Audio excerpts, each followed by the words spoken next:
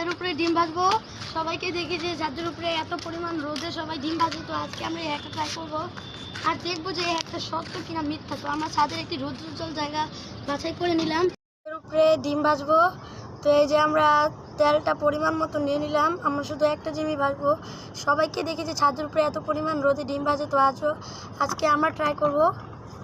তো আমরা ছাদের একটি রৌদ্রোজ্জ্বল জায়গায় এই তাওয়াটাকে রেখে দেবো, এটা গরম হওয়ার অপেক্ষা করবো।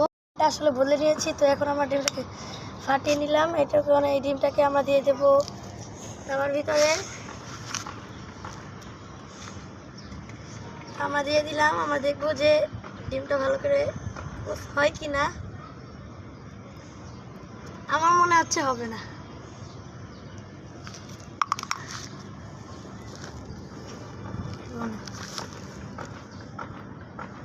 তেলটা অনেক বেশি পরিমাণে হয়ে গেছে।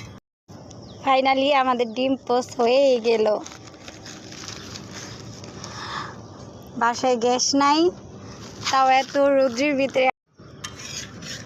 আজকে বাসায় গ্যাস ছিল না, তার জন্য ছাদে আসলাম। ডিম পোস্ট, আমার ডিম পোস্ট ভেঙে গিয়েছে। অনেক কষ্টের পরে রোদের ভিতরে ডিম পোস্ট সম্পূর্ণ করলাম।